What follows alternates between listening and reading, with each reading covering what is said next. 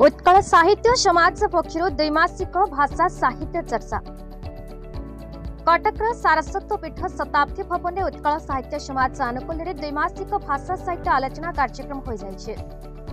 आलोच्य विषय थिला ओडिया साहित्य आकाशवाणी। प्रबंध उपस्थापना करथिले आकाशवाणी और दूरदर्शन प्राक्तन निर्देशक डॉक्टर शांतनु कुमार रथ। एक कार्यक्रम में अध्यक्षता करथिले उत्कल साहित्य समाज सभापति डॉक्टर गोविंद चंद्र चांद। साहित्य आलोचना करथिले विशिष्ट साहित्यिका तथा उत्कल साहित्य समाज संपादक श्रीमती सरोजिनी मिश्र, साधारण संपादक प्राध्यापक आदित्य प्रताप धळ, संगठन संपादक सुसाहित्यिक सुनामणि राउत प्रमुख जोगदे आलोचना रे अंशग्रहण करथिले। तत्सहित बहु विशिष्ट साहित्यिक साहित्यिका भाषाविद उपस्थित होई कार्यक्रम को व्यापक भाव में सफल करथिले।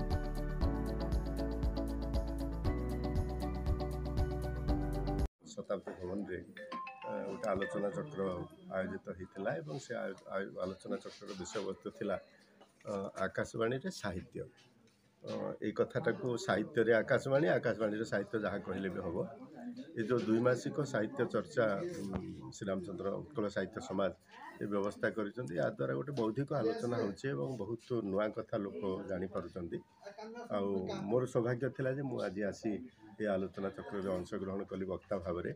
मु जेहेतु दीर्घ दिन आकाशवाणी रे काम करिछि, से माने अनुभव कले जे बोधे मु ए विषय रे मोर वक्तव्य रखि पारिबी। आती चेष्टा करी तथ्य सहित मोर वक्तव्य मु उपस्थापना कली और जहाँ अनुभव कली जे जो माने श्रोता थिले से माने कथा को भल पाइले और आकाशवाणी संपर्क में अनेक कथा भी जानिले।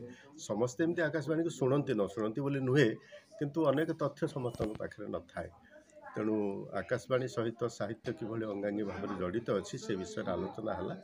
सभाटी वर्षा सत्वे जो श्रोता मैंने आसते से माने आनंद उपभोग कले और आलोचना भल है। बहुत धन्यवाद। कटक दामोदर बेउरांक रिपोर्ट, भारत न्यूज।